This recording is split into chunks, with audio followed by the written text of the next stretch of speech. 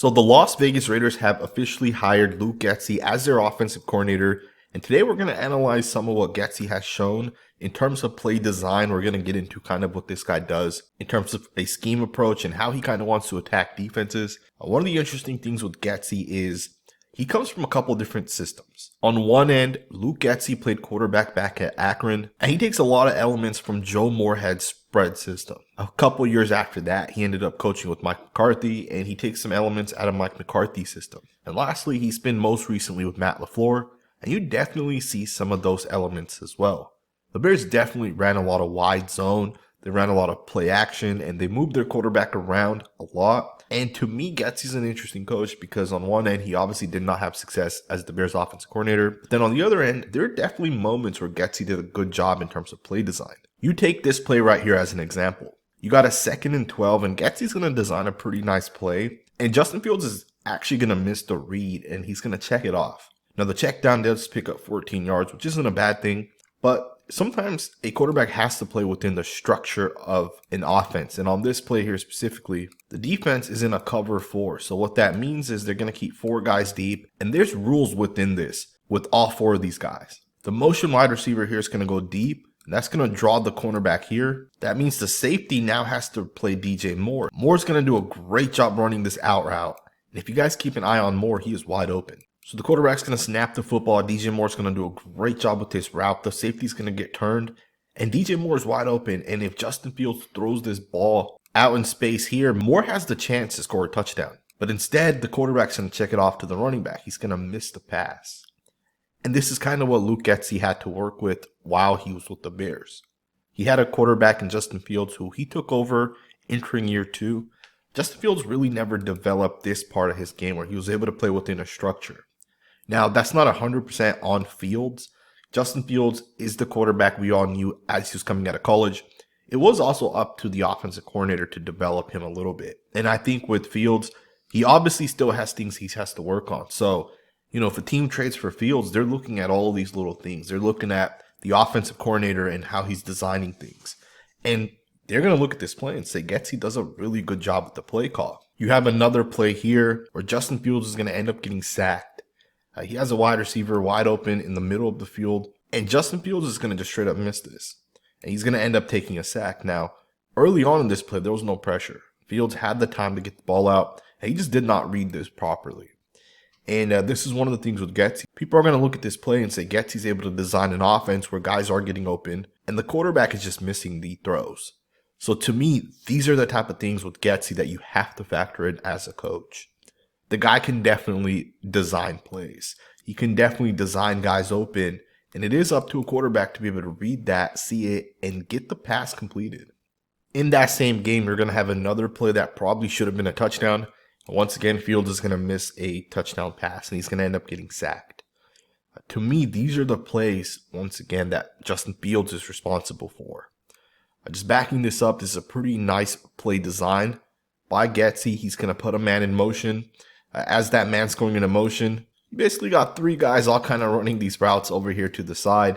You're going to get a receiver to run a deep in, and that's going to influence the defense. And ultimately, you're going to actually see a running back break free on this play. And I'm not sure what Justin Fields is looking at, but if he throws this pass, this is a touchdown.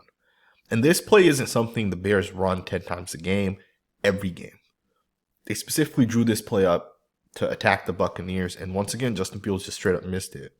So there are moments like this on tape, but there's also a whole nother side of it with Luke Getsy. A great example is this play here. The Bears are going to come out in an empty formation, and one of the wide receivers is going to be a fullback. There's questionable things like this on tape where you're going to put a fullback out on the field and have him be part of the read. To me, this doesn't make sense. Fields ends up getting sacked on this one for 7 yards. Now, Fields could have probably thrown the ball a little bit faster. He probably should have just gotten the ball out, but to me, if he throws this pass to DJ Moore, the cornerback, I think, jumps it and intercepts it. You can even see the cornerback reacting to this play. So again, to me, there's questionable things on tape with Getsy. You got another play here where you got 2 wide receivers that are basically running in routes, and they basically end up in the same spot. They're both basically going to run right into each other in the end zone, and that's bad spacing in my opinion, right? That's a questionable play call. Fields is going to throw it anyways into the end zone. It's not going to be completed. But again, to me, this is questionable spacing and this is questionable play design. Having two guys running in breaking routes to basically the same side is not the type of play you want. Because what ends up happening is, and in this instance, it actually happens, when one guy gets underneath it, well, now you might not want to throw it not only to him, but even to the other guy. Because you got number 3 running underneath this. So if Fields loads up and throws the ball, there's a chance it's intercepted by the other guy, right? So to me, that's a very questionable play design. You got another one here where the wide receiver is going to run pretty much to the same general area. You got two guys at the bottom of your screen here running into the same exact area. And to me, once again, that one doesn't make sense. You're going to get another one right here where you're going to get two guys to run basically into the same exact area once again. Again, that right there does not make sense. You don't want that if you're a play caller. You don't want guys running into the same area as a play designer, right? Because that's a recipe for you to not have success, right? It's a recipe for the ball to get intercepted because you got two guys running the same spot, and that may ultimately allow another defender to kind of get there and ultimately make a play on the football. You got another questionable play on this one. Fields is going to play action this. He's going to bootleg to the right, and you'll see that the Bears really just have one guy running a route. And to me, these are some of the questionable things that Getsy sometimes draws up.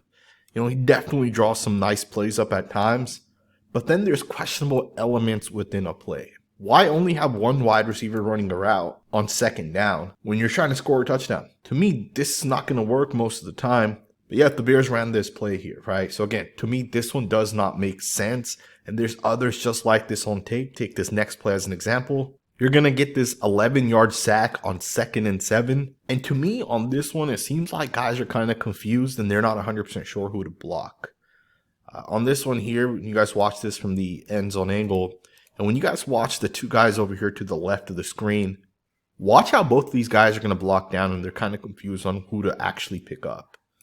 You can see that as 84 here blocks downwards, as 35 blocks downwards, it doesn't really make sense because both number 6 and 91 here are both going to end up just blitzing. And you see that it would have made sense for 35 just to straight up set and block number 6.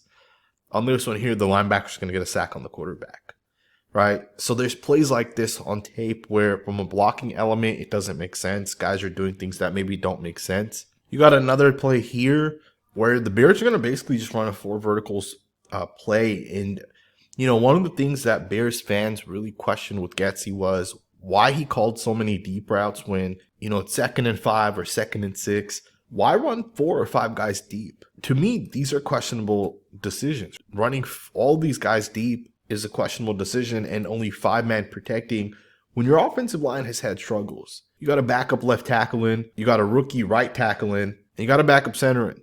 So to run a 5-man protection and run your guys deep doesn't make a lot of sense. So there are questionable things with Getsy.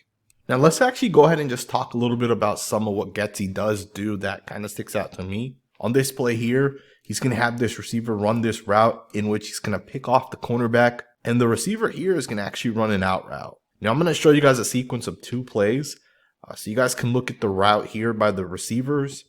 Basically, the outside receiver is going to kind of pick off the cornerback, and you're going to pick up 14 yards on this one. A couple plays later, they basically run the same play with the 2 wide receivers, basically the same formation, though tight end is a little bit tighter on this one. But watch the play on this one. Watch what the slot receiver does. Instead of going straight outwards, he's going to sell it like he's going to go outwards, and instead he's going to go deep. You're going to get a 20-yard touchdown on this one. So that's a great design right there by Getsy. To me, to go with the 1-2, same drive, just literally 3 or 4 plays later, very similar. This right here is designed by Getsy, right? This is designed throughout the week that, hey, we're going to run these 2 similar plays. Now on this one, you picked up 20 yards. It's a pretty good job right there. Another thing Getsy loves to do, and to me this is very impressive, is he leaks out his tight ends a lot. And when he leaks them out, these guys do get open, right? You'll see on this one, Clement, I mean, to me, that's a touchdown, right? And obviously, Justin Fields doesn't throw it. He doesn't feel comfortable throwing this cross body. But this is a touchdown, right? If Justin Fields puts this far enough, and I know it's a hard throw because he's running to his left, but if he hits Komet here, this is a touchdown. And this isn't a one-time thing. On this one here, you're going to get the tight end to roll out once again. This time, Fields is going to throw it, but the tight end unfortunately does drop the pass. Probably would have been a touchdown had the tight end caught it, but again, this is a great job to design guys open. And this is one of the things Getsy has shown that he can do, right? He can design things in a way where it does get guys open. He's able to naturally pick certain guys off and do certain things. Now, I do want to state this with this play. This play is 100% designed to go to one guy. If this tight end does not get open, if this tight end is not able to create separation, the play is busted, right? The entire design is to go to one guy, but it would have worked, as you guys can see on this one. So it's a pretty nice job right there. Let's go ahead and get to the next snap. One of the things you can expect with Luke Getsy is a spread style of offense. You're going to see a lot of gun formation, or rather you have one running back in the backfield or a true empty formation. You can expect the Las Vegas Raiders to come out and they're going to throw the football. They're going to come out there and whoever the quarterback is, they're going to try to air it out. And I think this has led to people to speculate that the Las Vegas Raiders are ultimately going to draft a quarterback that can truly spread it out. And I definitely wouldn't be shocked if that's the case. Getsy also primarily comes out in 11 personnel. 11, 12 personnel are his two most used formations, which is generally what the NFL is now doing. So you can definitely expect that out of Getsy. Gun, 11 personnel, 12 personnel, empty, trips to one side, a 2x2, just the general stuff you would see through a passing attack. And I do find it interesting that the Raiders did target both Kliff Kingsbury and Luke Getsy, because I would argue that both guys have a very similar offense in terms that both guys love to throw the football. They love to play out of shotgun, and they're more so, a futuristic offense as opposed to an offense where you're going to run the football, you're going to utilize fullbacks a ton. Not saying Getsy doesn't use fullbacks, he definitely does.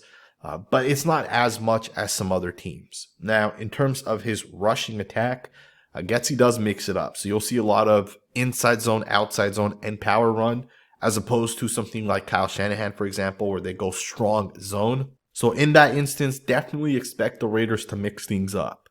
Another thing Getsy does is he utilizes a lot of pre-snap motion. And to me, that's one of the things I really, really like. I think offenses that have success in today's NFL are offenses that utilize motion. Being able to show all this eye candy pre-snap makes it hard for a defense, because now you not only have to guard a team vertically, but also sideline to sideline, right? It makes it really, really difficult to guard certain teams. Another thing Getsy loves to do is run the run-pass option. On this one here, you're going to get a split zone action from the guys up front, which is a little unique. A lot of teams love to run duo. Getsy loves to run the split zone. So again, it is kind of interesting, but this is a true run pass option. This play right here picks up 12 yards, but you can see that the wide receivers at the top of your screen, way up here, are actually going to get ready for the possible element of the quarterback pulling it and throwing it to him. Right? So to me, that's kind of interesting in itself. Another thing you can expect is a shit ton of screen passes. In fact, Getsy's actually been criticized for the amount of times he runs screenplays. Some people say he runs screens way too often. Against the Vikings specifically, he ran a screenplay literally on back-to-back plays where it was basically 3 screenplays. And some people have questioned that a little bit, right? Maybe that's a little bit too much to kind of run. I think against the Vikings, he ran like 11 screens, right? And people are confused at times why he runs screenplays so much. But there's also this rumor that after Getsy left to Mississippi State back in 2018, Devontae Adams and Aaron Rodgers actually requested this guy come back to help Matt LaFleur with the implementation, with the quick game, including run pass options and screen passes and those type of things.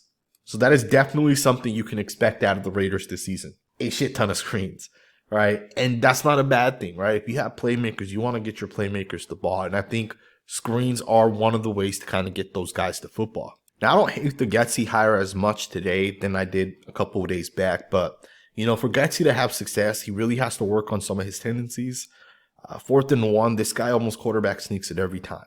Right? There are so many examples where this guy quarterback sneaks it. And to me, it's just not the way forward, right? Because you can stop quarterback sneaks if you see them coming. And this guy's definitely shown it a couple of times, and he's gotten stopped on 4th down a couple of times. Every single quarterback sneak I just showed you guys, it all basically resulted in them not getting the 1st down. So in essence, what I'm saying is when it comes to tendencies specifically, he has to do a better job not showing what he's going to do. All right, one of the things that I actually heard Levante David, the linebacker of the Buccaneers, say is that they knew that this screen pass right here was coming. And they called it, they knew it, they saw it was coming, and Shaquille Barrett jumped it, right? He knew the screen pass was coming because they shown it on tape, and he jumped it, he picked, and they returned this to the house.